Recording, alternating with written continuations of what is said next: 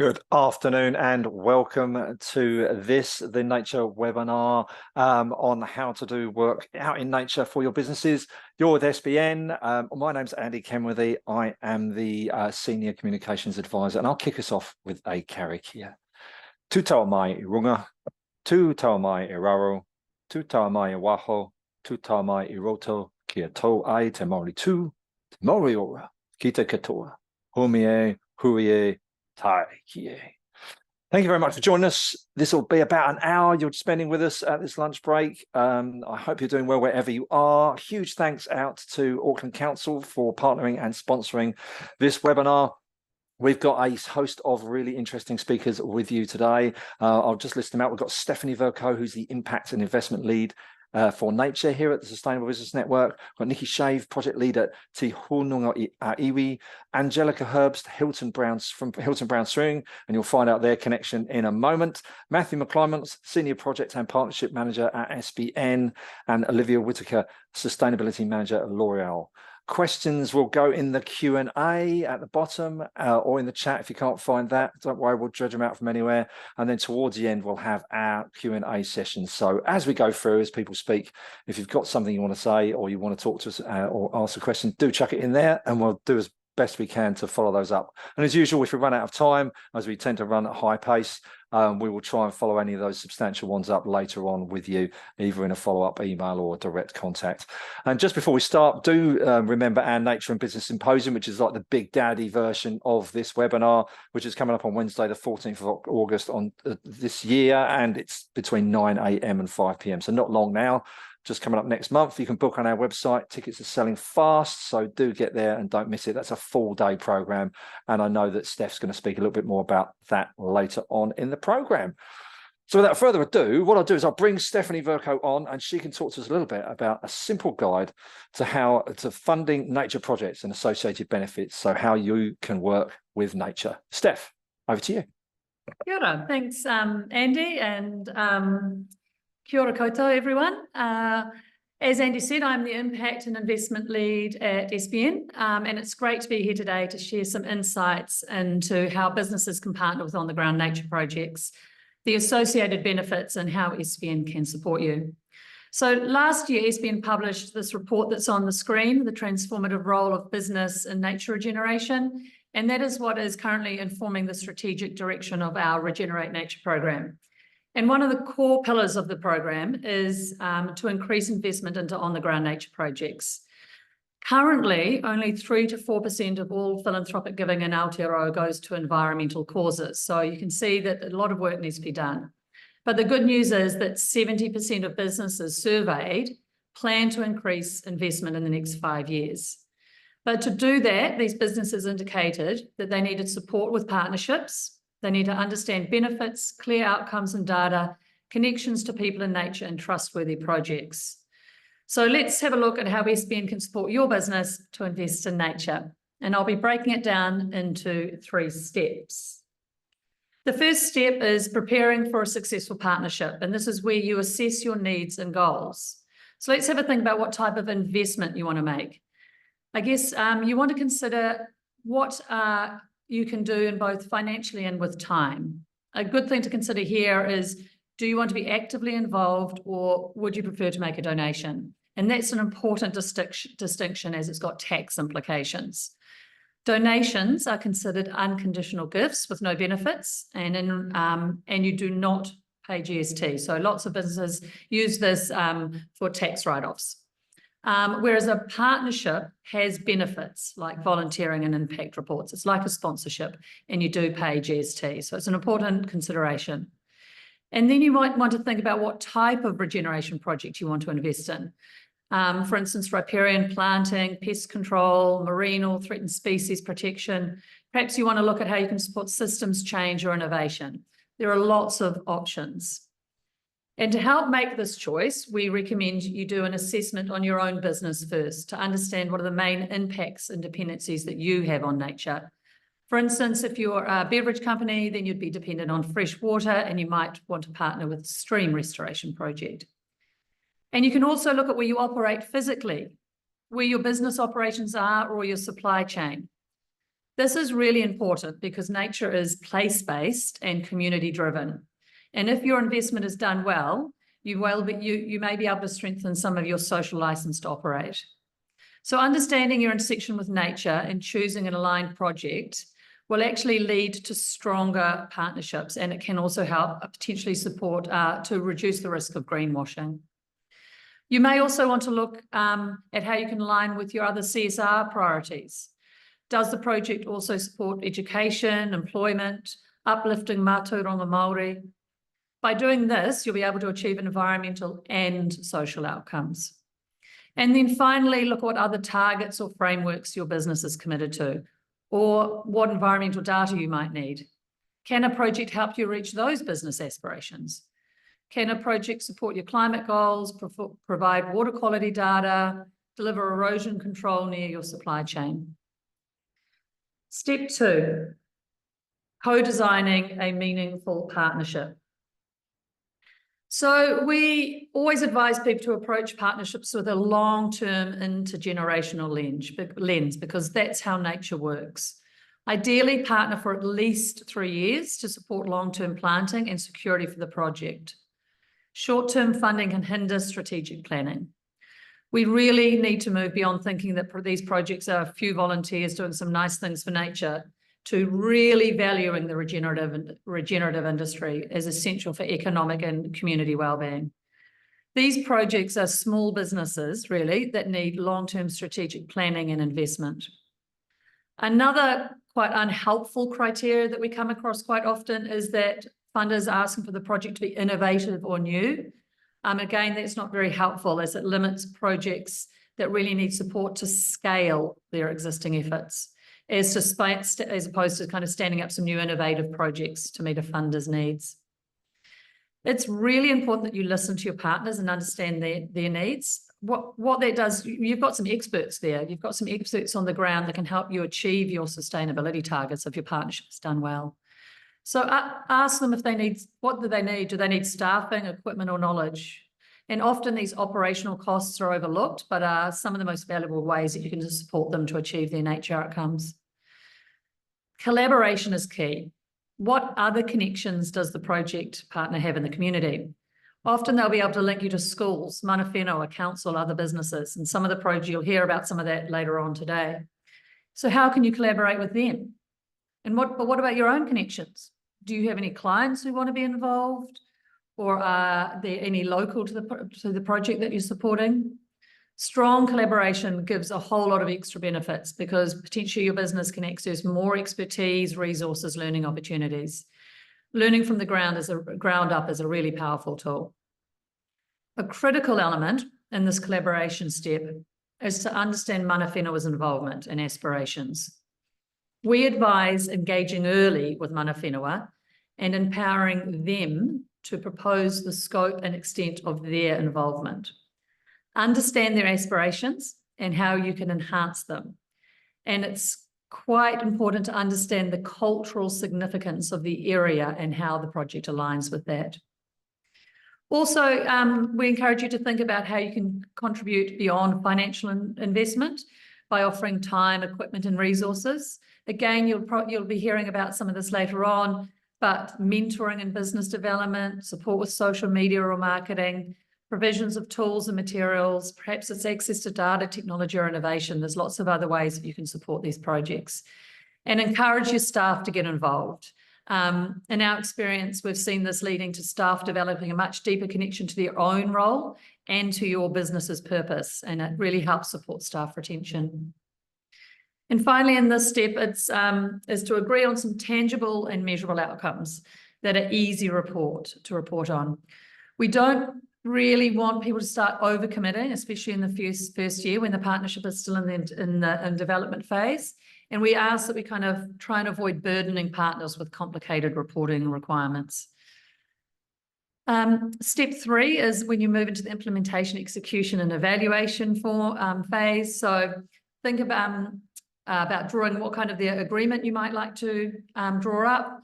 Make sure you've got some really clear deliverables and timelines, and leave a bit of room there for some adaptation. Applying a staged approach can be really useful here. planning differently for year 1, 2, and 3 with long-term goals in mind. Mapping out key roles and responsibility to avoid misunderstandings is useful. And then building in some evaluation and refinement so that you always are setting up review periods, because nature, anything can happen from a flood or lack of trees being available. We're working with nature, so it's important that you have opportunities to review the contract. And developing a communication and content plan is really useful here, because if you have effective communications, that will be able to allow you to lift up nature in your agenda, and it also helps to engage with stakeholders. Storytelling is a really useful tool here, as it really ignites the hearts and minds part of the project. It doesn't all have to be numbers and stats. You can also, through that kind of comms plan, you can look at how you can tie in other activities into existing events that you might already have. So, for instance, do you have annual sales teams events or AGMs that you could tie in with a volunteer day? What other annual events are there, such as World Environment Day or Conservation Week? How could you amplify those? What staff engagement opportunities are there? Can you plan a lunch and learn session or a volunteer program? Think about who is in your business who can support you with this, and engage them early. Get them out to the project, get them involved, get them meeting who's working on the ground. And most importantly here, what we do recommend is that you make sure you have done some of the mahi and have gained respect with the project partner before you start promoting the partnership externally. So how can SBN help you? Well, we can support you with that connection to the verified and trustworthy projects which came out in our research. And we've got projects of our own, but we're happy to introduce you to anybody that is going to match and align with your business assessment that you will have done. So we've got our millimetre streams projects. We've got projects right across New Zealand there. They're supporting waterway and wetland restoration. We've got our Puhanui Regeneration Project that's based in South Auckland and employs rangatahi and full-time living wage. We've got lots of connections to multiple other projects through our Nature Alliance, and you'll see some of our partners on the screen there who we partner with, and they can offer everything from pest control, endangered species protection to blue carbon projects. And of course, we encourage you to connect with Nicky, who you're going to hear from later today, in her work at Te Hōnonga Iwi. We also collaborate with Ministry for the Environment, and we're working on some projects with them as they're just exploring the development of some biodiversity credits. And we also work really closely with Auckland Council, who have sponsored this webinar today, and they've got a variety of projects that need funding. So SBN is here to help you. Thanks for listening. I hope some of that was useful, and please feel free to reach out with me for any questions. Kia ora.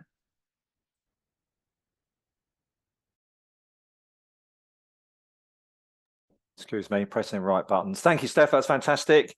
That should give you the framing and the sort of basics of how to structure up these relationships. And what we're going to do now is we're going to have a couple of sessions where we're going to just walk you through some live examples of those kinds of relationships, so you can see how it all pans out. And do chuck any questions into the Q&A. We will try and get the slides. I know someone's asked about that, which we'll try and get some slides or info to you afterwards. Also, so let's move on. We'll bring up Nicky Shave from who's the project lead for Te Hōnonga Iwi over at the North Shore. And their partnership, we're going to flow on to the partnership with Angelica Herbst from Hilton Brown Swimming, who's their small, medium-sized or SME supporter. And we're going to hear how they work together on their project. Thanks very much, Nicky. Kia ora, Andy. Nicky Shave, tōku ingoa. Thank you for having me here today. I'm a board member at North Harbour Hockey Association in Rosedale, Tamaki Makaurau. I come from a health background, a charge nurse of some pretty big A&Es back in London. I'm a paediatric trauma nurse. I've done my master's in public health and a course at Cambridge University on business sustainability management. And we'll have the next slide, please.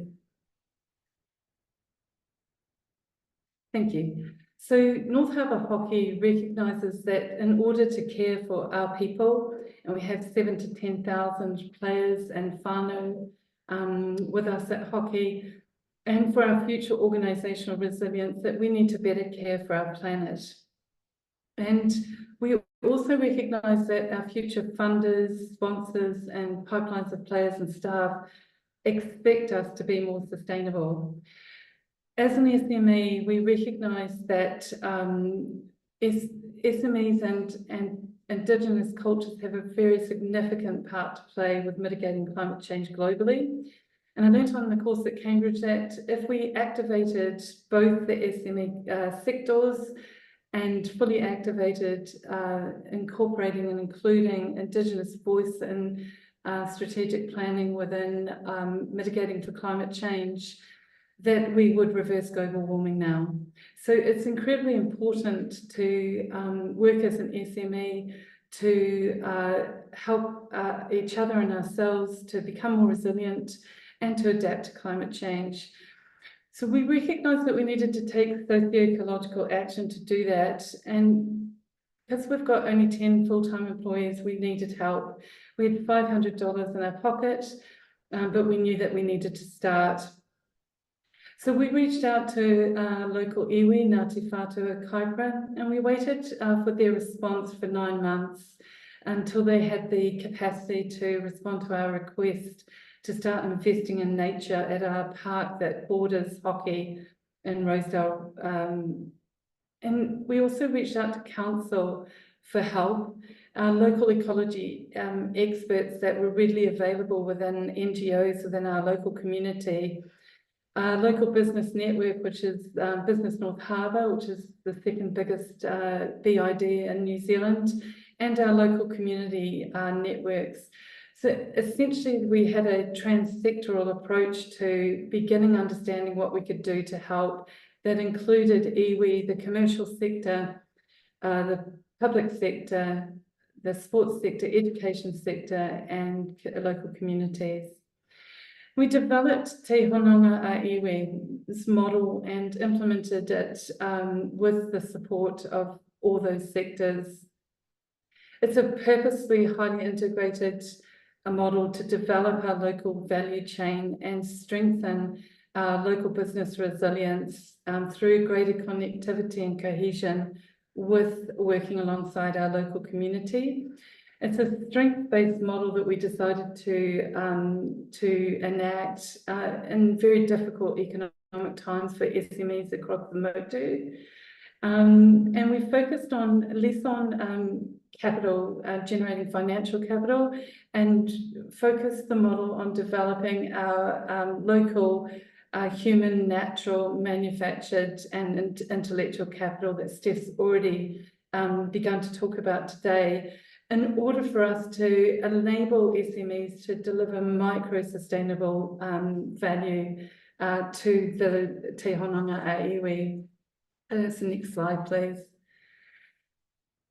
For that to happen, North Harbour Hockey developed its own sustainability model, and it's focused on our ability to diversify, innovate, and include in order to develop our own organisational resilience for the future.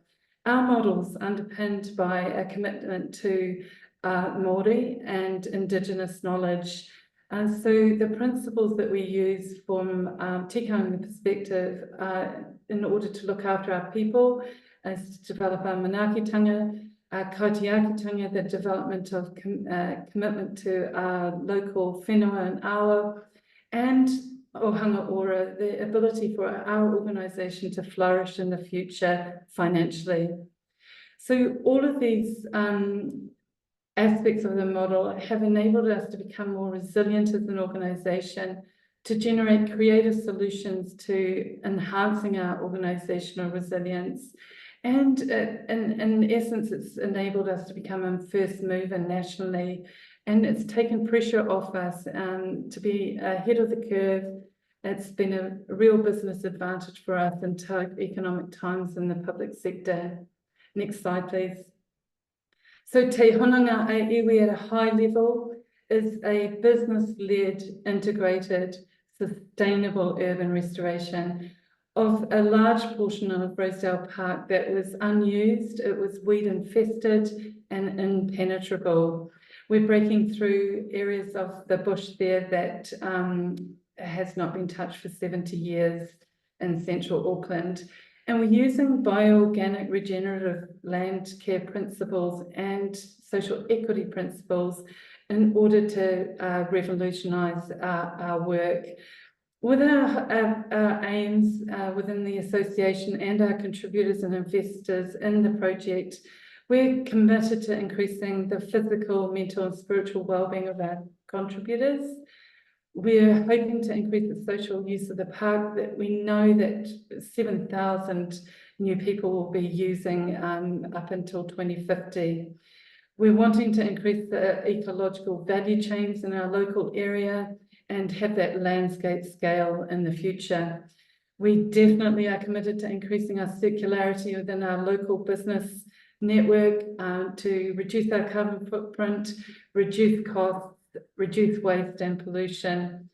And we aim to mitigate and adapt for climate change to enable us to be more resilient as a local community and within our business network in the future. Our primary purpose really is to become the first regeneration in the urban environment on public land that is carbon negative or climate positive. So ultimately, what we're wanting to do with adverse weather coming that affects our local businesses is to increase our connectivity with each other and our local supply chains within our community, increase cohesion, and become more resilient as a local community. Thank you. Next slide. So we developed the Te Hōnonga Aiwi 3D model, and this is just a brief view of what that model looks like. And it's worth mentioning this to the team here today, and that the environment is seen as a stakeholder within North Harbour Hockey and with the other business contributors that contribute value to its chain. Future pipelines of ecosystems that include the atmosphere, the whenua and the awa are really important to North Harbour Hockey, as well as important as our consumer pipelines and our future funder pipelines. We understand that all of these systems impact us in the future. Thank you. So Te Hōnonga Iwi is the first business-led restoration on public land to use a sustainability model, to use regenerative agricultural practices, and that includes being consented this year in the middle of Rosedale to use chickens and bees to help us clear land, find in-ground composting and help to pollinate our natives. We use urban cover crops instead of using herbicide spray or commercial fertilizers, and we produce our own bioorganic compost. In fact, we've produced 19 tonnes of compost to date in 2.5 years, just reusing organic waste from the site, mulching it and producing a high quality compost that's inoculated with local bacteria and mycelium in order to sequester more carbon and increase our soil health, plant survival capability and plant growth capability. And we've been the first to generate a intergenerational seed whakapapa model where we, at the moment, we're reliant on Purumaruma Prison. The local prisoners supply our natural capital, our natives, but we're also increasing our own resilience with generating our own natural capital ourselves now with youth, very young children at 6 years of age, and our local retirement home that helped to develop a large nursery for us. All of this has resulted in us being able to win multiple regional and national awards, which has been absolutely fantastic for our business partners in the project. It's enabled people to feel motivated to join us. And these days we have businesses approaching us to join without having to do too much work to attract them anymore. Next slide, please. So this gives you just a general view of all the strings of sustainability initiatives within Te Hōnonga Iwi, the strings that we pull to enable us to decarbonise and to decrease our carbon footprint. At the end of the day, recycling most of our waste on site has been absolutely fantastic for us to increase soil health, but also mitigate waste to fill in the urban environment. We use our local business network to access material supply in our local waste streams, and we return our material supply when we don't need it back into those waste streams for reuse and repurposing within our local environment. To date, in 2.5 years, we've removed 30 cubic metres of inorganic waste off the Rosedale Park site in our initial clearance. But since we started, we've only produced 2 metres cubed waste that's had to go to fill since inception of the project. The regenerative agricultural principles are really important in Te Hōnonga iwi, in that our total focus is about increasing soil health to be able to enable it to become a better carbon sink, but also to promote plant growth along the riparian aspect of the stream that runs past Hockey and the other businesses, and enables us to increase water quality over the next 30-year period. So we pull a lot of strings within the model, and every business and community contributor to the project helps to pull different strings. It's a strengths-based model, and everyone has a part to play. Thank you. Next slide. So this piece just outlines a strategic approach to connecting local businesses with this nature-based solution to decarbonise and to mitigate climate change. We've found that there's really unique benefits to SMEs to be involved with this. We're nimble, we can scale at pace, we're quick to respond. We've had very, very good success with increasing B2B connectivity, and that result has been tangible in terms of increasing local business strengths and outputs. It's also resulted in the employment of 2 young people who work at Te Hōnonga iwi as students into the local community, which has been a fantastic outcome. We found with the third-party endorsement of awards that we've had fantastic brand amplification for the businesses that have been involved, and they can leverage all of the actions that Te Hōnonga iwi create for increasing their own brand identity. We've definitely decreased our carbon footprint. We're local. We have a 2-kilometre radius of people that contribute to the restoration. They walk to the park, and our local supply chain has helped us to decarbonise further. We've found that our youth that are involved in the park in the project have expressed that the most important thing to them is that the project increases their mental health. So that's been really important to the future pipelines of employees in the local area. We've found also that another business benefit is that when we play into our strengths as SMEs, we've been more readily able to solve problems at the park and increase our outputs because of that. The biggest benefit for us is that it's provided, with over 2,500 people contributing to the project now in the last 2.5 years, we've enhanced our unity and our cohesion.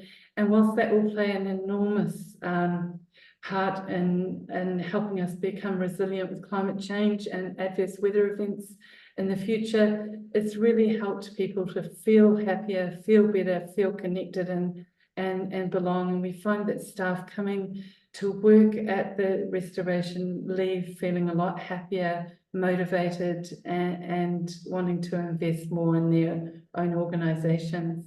Thank you. So the social lens with the Te Hōnonga iwi is 1/3 of our actions.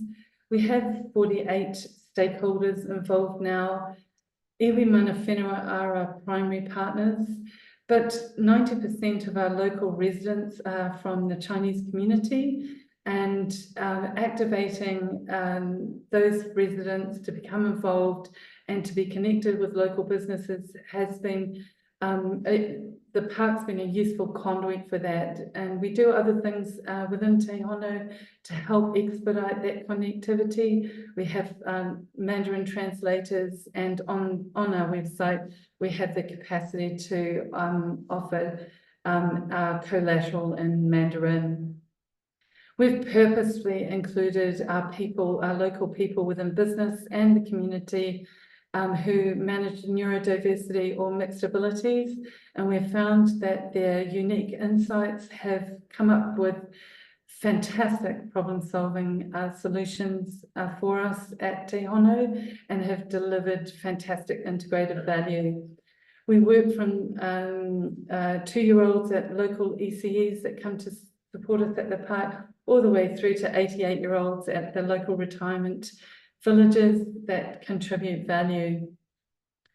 So this project's future pipeline focused, and youth are a big part of our model. We mentor over 50 youth to have individual roles in the restoration, but over 2,000 students have contributed to date as well. This is increasing our local employment supply chain and increasing the well-being of our young people so that they can be able to feel well and able to contribute to the park itself, but their local organisations. So at this point in time, I'll hand over to our next speaker, who is representing Hilton Brown Swimming. Thank you. Lovely. Kia ora, I'm Angelica and I'm representing Hilton Brown Swimming. So we initially were joining this restoration project based on our commitment to environmental health, especially as the areas surrounding our swim school are frequented by families. And so it was crucial that they were entering a healthy environment. Te Hono stood out for us because it's a project that was genuinely focused on using organic, environmentally friendly methods to restore the land around us. And using the alternative would pose quite bad kind of like risks for our customers. One of the things was, in our contributing, was that we couldn't really aid financially, but we did find that a meaningful way to contribute was to provide access to the restoration site through our land. Sorry, some of the key attributes that aligned with our strategy was the organic processes that were involved. And as a business that heavily relies on water, we understand the importance of it and its scarcity. And so by improving the water quality of the stream behind our swim school, that was quite critical. So anything we could really do to support this restoration was quite important to us. One of the unique benefits was that it required quite minimal investment from us, and it was simply just providing and sharing our space that allowed us to contribute with quite a minimal impact to us, but significant impact to the project continuing. And then if you could just move to the next slide, thank you. So for other businesses wanting to do similar things, it's quite important just to recognize what you can do and leverage your strengths. It doesn't necessarily need to be anything financial. Like for us, it was just providing access to the restoration site through our land and giving them access to other bits of our land to encourage the progression of the restoration project. And then Lastly, just one of the highlights of this partnership was our ability to contribute in a truly meaningful way and foster the environmental flourishing around us. And then, as well as that, it's been quite rewarding to see the interest of the community in the project itself and the families who frequent our swim school posing an interest in this restoration project, many of whom have also gone on to volunteer their time to help. Yes, that is all from me. Thank you very much. Thank you very much, Nicky and Angelica. That's a really good summary and obviously awesomely inspiring project, but just shows what you can do on that local level. What we're going to do is we'll shift on to another set of projects, one run by us, SBN, and see how that plays with the support and partnership of a fairly major corporate. So I'll just bring on Matt McClymont, who is our Senior Project and Partnership Manager here at SBN. He's going to talk to you a little bit about the Puhenui Regeneration Project, and he's going to hand on to Olivia Whitaker, Sustainability Manager for L'Oreal, and discuss how they are working together. Matt, take it away. Kia ora. Thank you, Andy. Tēnā tātou, o Matthew McClymont tōku ingoa, no airana me kōtirana ahau, he Sustainable Business Network ahau in Mahiana, he kaiwhakahaere o te Puhenui Regeneration Project, taku tūranga mahi. Kia ora everyone, I'm Matthew, I'm a Senior Project Manager with Sustainable Business Network, and since 2021 I've been, it's been my pleasure actually to develop and contribute to managing the Puhenui Regeneration Project. Through this project we connect unlikely partnerships and we support community organisations on the ground in the catchment of the Puhenui stream in South Auckland, and we connect them, like I said, in an unlikely manner, often to corporate sponsorship, to small SME sponsorship, philanthropic organisations and government grants to help manage the kind of burden of resourcing and funding that all community projects experience. I want to share some insights from sort of the unique perspective that we've held over the last few years, but kind of focus and come to this audience more from the perspective of the community partners on the ground, and share some of the insights and the things I've learned from them about the benefits and challenges of working with, particularly with business partnerships, which is a fairly new endeavour for us at this kind of scale. But first I want to introduce the project. And in order to do that, I need to come back to its origins. So te whakoranga o te Puhenui, he waka eki noa, kia eki pānuku, kia eki tangaroa, haumi e, hui e, tai ki e. This project was born out of a vision from local mana whenua collective in South Auckland, te Waiohua, along with local communities and local government agencies. Together, they built this really robust strategy for a restored catchment, and just this kind of vision that's laid out here emphasizes three really important things that we'll keep coming back to. One, which pretty much everybody has mentioned so far on this webinar, is long-term thinking, so intergenerational thinking when it comes to investment and project outcomes and what success looks like. The second is the connection between the environment of the Puhenui, the quality of the water and the quality of the environment and the impacts on the local community and the social impacts. And third is a real recognition and advocacy of te ao Māori and mātauranga Māori approaches to restoration work and doing this type of mahi. So SBN's unique contribution into this broader kaupapa is centered around employment and employing and upskilling local rangatahi to contribute to and be part of restoring their local awa. And as I talk and introduce this, I'll just let these rangatahi share their own thoughts of the impact of this project that has been for them.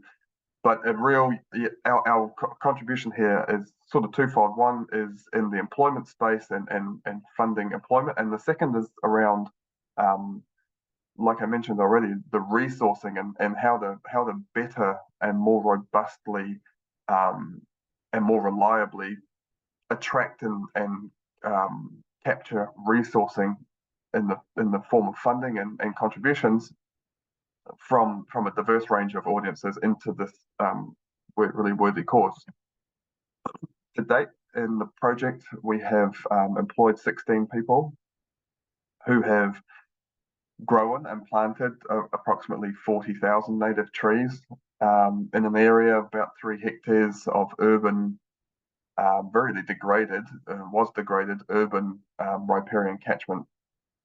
And that team has also engaged with and hosted over 250 volunteers largely from the business world, and benefited from around 80 training and upskilling opportunities between them. Our vision moving forward is to continue and increase the employment, the capacity for these teams to employ rangatahi, and to really focus more into ensuring that these jobs are more than jobs, and that we actually create opportunities for long-term careers for these rangatahi, to lifelong careers ideally, and for this first wave of young ones coming through and learning and engaging in their local environment to then become the teachers and the stewards for the next generation coming through. And our other aspiration is to really crack this funding model that involves multiple different unlikely partnerships. We all know in the community restoration space that reliance on government grants is not resilient. The government funding comes and goes with the changes of the political tides. So we've sort of set out to try and bolster that a bit with our partnerships.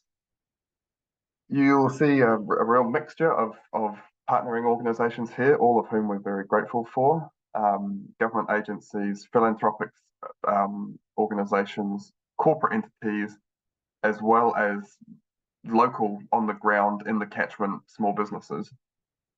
A shout out to L'Oreal Australia. I'll be introducing Olivia from L'Oreal to follow me and talk about this from their perspective. But yeah, SBN really prides itself on bringing this unlikely group of people together. And this is a unique project in that it's the first project for SBN where we've been primarily business partnership funded and resourced, coming from an entirely government grant funded project. So I want to shift a little bit and focus now on the bit more intricacies about the benefits and challenges of working specifically with business partners that we've experienced. We've experienced some real surprising unintended benefits of working with business partnerships to collaborate into this community restoration project. First of all, those businesses and the individuals who are representing them in those partnerships are never subject matter experts in the space of Mātauranga Māori-led community regeneration projects for nature. And that's actually had unintended positive outcomes. It's meant that those partners have allowed us and our community partners to lead and to guide them on approaches to this work. And as Nicky mentioned, there's a real groundswell, a real emergence of contemporary approaches to nature restoration, which can often be stifled when partnering with an organisation who comes with a conventional approach. But when our business partners kind of say, "Well, you tell us how to best do this," it kind of gives us the license to be more creative and to put some of those new methods into practice, which has helped us to be innovative. The businesses, for them, their partnership in this project usually is the one and only, or one of very few nature projects that they're engaged with, which again, compared to a government agency grant, who might be umbrellaing a huge number of projects, there's a stronger sense of commitment there, and which is multiplied when staff get involved and start to create a connection with the project, and multiplied even further when that business is actually local and the staff live close by, or the business or staff see the area being maintained and enhanced day to day. Thirdly, and this one's actually really, really important, businesses tend to be pretty good at promoting themselves, often having marketing and communications teams. They're good at promoting their successes and progress, and that bleeds through into their partnerships with us. Through our project, we put out our own communications and promotions about progress, but our partners take it upon themselves to write their own stories about it from their perspective, and to promote that further to their own networks that we don't have access to. And it just overall really, really helps to get visibility of the project to a much broader reach than we could do on our own. Not all sunshine and rainbows, though. We do occasionally have challenges with business partnerships, especially being a new endeavour, often on both sides. It's often a new endeavour for the community organisation and a new endeavour for some of these new business partners. Perspective and expectations plays a big role, and in the early stages can be a little bit derailing. So you can imagine the worldview differences between a Mātauranga Māori hyper-local, intergenerational thinking nature regeneration team versus a sustainability manager at a large corporate organisation, or the owner operator of a small to medium business. They're often really worlds apart, and the values can be quite different, and what success looks like can be very different. So part of my role has been to be bridging that gap between those two perspectives, and to set expectations, and to manage expectations, I suppose. Especially around, I would say, rate of progress and pace of growth.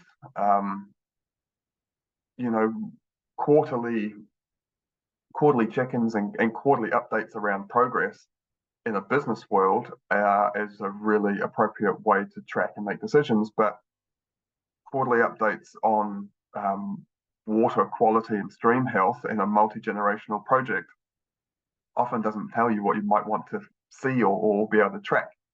So yeah, there's been some upskilling of the business side in terms of increasing patience, and some upskilling on the community side in terms of improving the way information flows.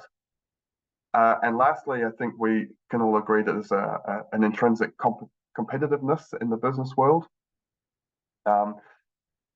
which can at times be a barrier to collaboration. As I've sort of mentioned a few times, we're bringing unlikely partnerships together in a big collaborative model, which makes success a lot more likely.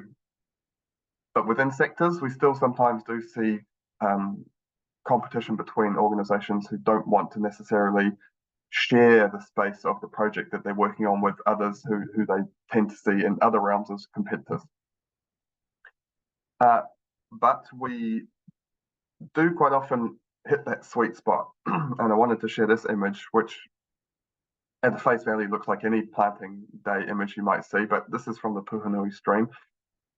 And you wouldn't know, but in this image, we've got representatives from multiple mana whenua. We have local rangatahi who are paid a living wage to grow and plant these plants and to host the volunteers. We've got representatives from multiple businesses, philanthropic sector, local small businesses, as well as national corporations, as well as school kids and other community representatives. And those business groups, we tend to channel that competitiveness through, who can dig out the most weeds and plant the most amount of plants in an hour and a half, or whatever it is. They bring that energy there, and we integrate that. So I hope there's some valuable insights there for this particular business audience. But to kind of maybe drive that home a bit more, like to introduce Olivia from L'Oreal Australia, who can talk about it from her perspective and what's driving them to keep moving. Kia ora.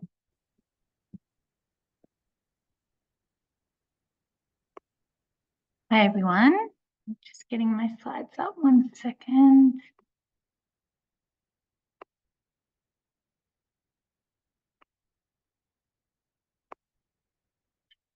Kia ora everyone, my name is Olivia Whitaker and I am Sustainability Manager for the L'Oreal Group in Australia and New Zealand. Today I'm coming to you from Boonwurrung land in Melbourne, Naarm, and I'm really looking forward to sharing L'Oreal's perspective on the importance of investing in nature and how we established our partnership with the Puhunui project. Just really quickly, I thought I'd share a little bit with you about the L'Oreal Group and who we are. You might not appreciate the full extent of our operations and portfolio. We are the #1 beauty company in the world, and we're also the largest. We're present in over 150 countries around the world, including in New Zealand, where we have an office and a distribution centre in Auckland. Now, we have 37 global brands in our portfolio, and they really range from your mass market brands that you can find at your local supermarket to luxury brands, professional haircare brands, and dermatological brands as well. So hopefully you recognise 1 or 2 on the slide there, and maybe you've even tried them. And while our brands are all really different, at L'Oreal we do share one common purpose, and that's to create the beauty that moves the world. And through that purpose, we've got a range of commitments that help us, bring that purpose to life. And there are 2 in particular that have really informed our approach to investing in nature, and that's our commitment to responsibility and also to diversity.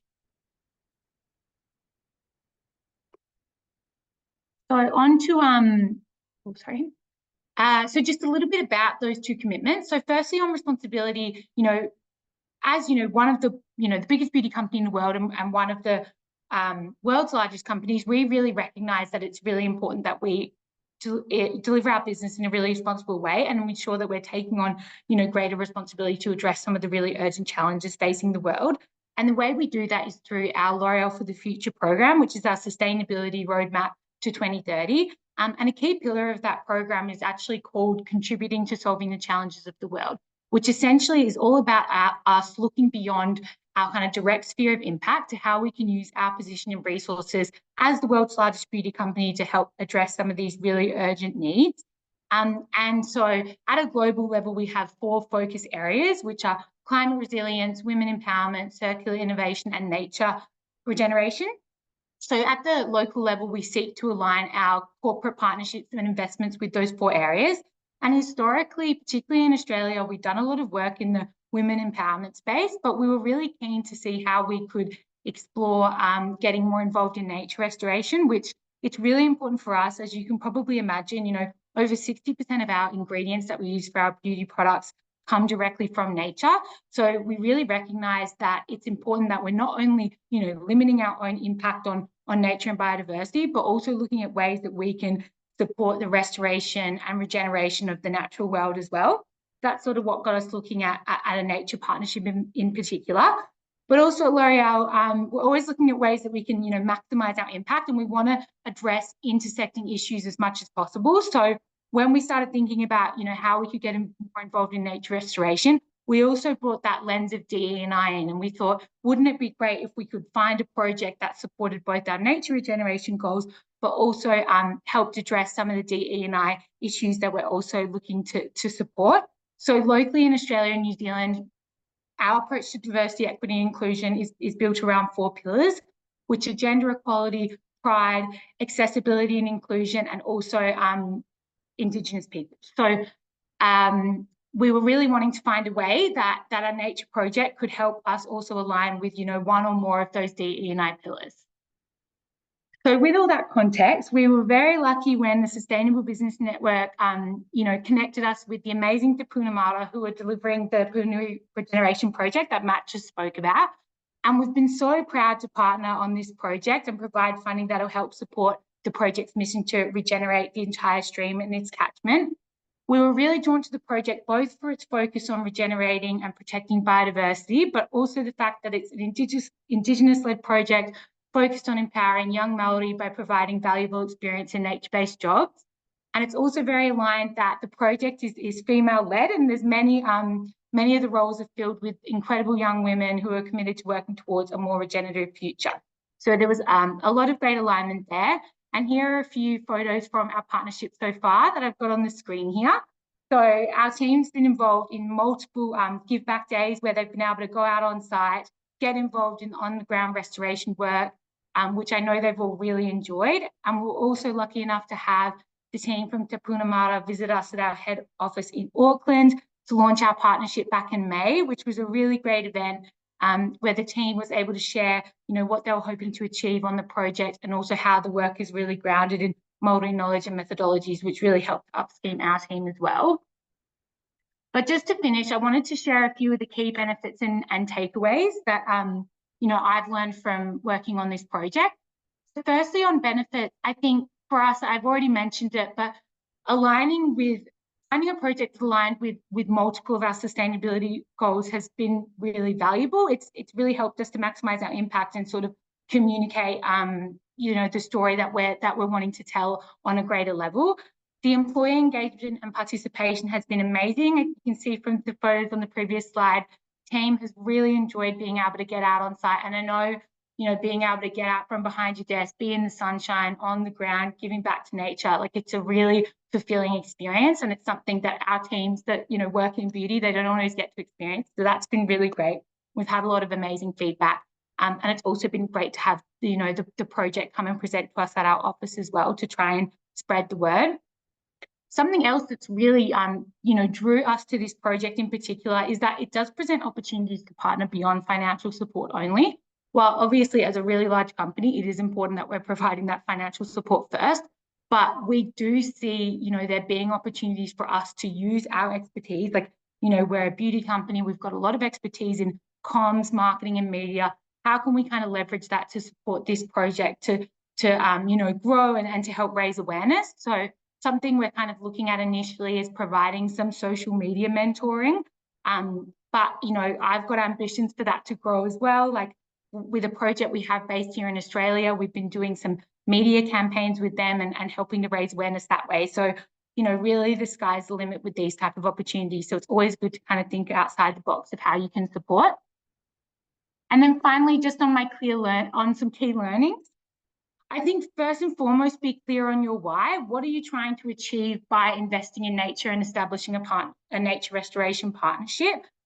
Being clear on that really, initially will help you find a project that helps to do the second point, which is, align with multiple focus areas.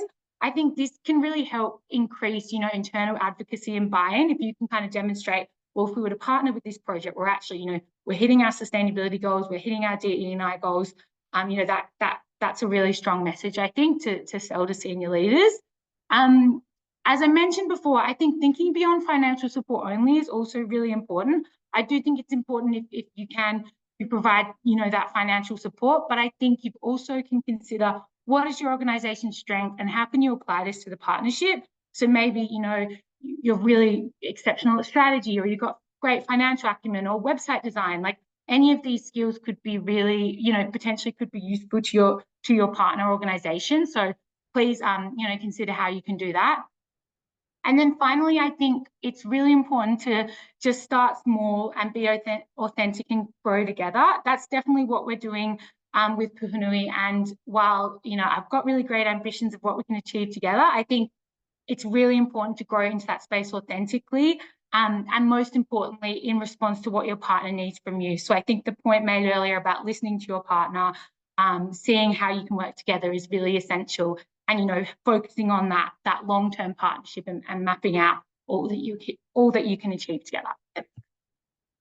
And that's all from me. Thank you. Thank you very much, Olivia. It's fantastic to have a big player like L'Oreal's support, and the kind of opportunities that opens up is awesome. The Puhunui is a project very, very close to our heart, so it's something we really want to do more of. I'll just do a quick shout out from Steph on the symposium, and then I'll close you up and let you go about your day. Steph. Kia ora, yeah. So I might just get Lauren to share the screen because today's been a bit of a taster of what we will be covering a bit more of in our symposium. And we love that you've joined us today. So we've got a special offer for anybody who would like to come to the symposium. The topics that we are covering are listed there on the screen. And as you can see there, we've got the normal rate of $6.95 and we can offer some discounted rates there for people who came today. So please reach out to us, let us know you're on this webinar and we can hook you up. Thanks a lot. We hope to see you there and I'll pass back to Andy. Awesome. Hundreds of dollars of value right there. So thanks again also to Auckland Council for supporting and sponsoring this webinar. It's hugely appreciated. We can't do anything without that kind of support. And thank you for supporting it by coming along. I'll just close off with a karakia. Unahia, unahia, unahia ki te uru tapanui, ke wate, ke mama ten tanaka. Te tinana, te wairua, ki te ara tangata, koe rā e rongo, whaka irihire aki ki runga ki a tina. Tina hui e taiki e. Lenny, I can see you've raised your hand. Maybe could you sling your message into the chat and we'll get back to you when we're offline. Take care, folks.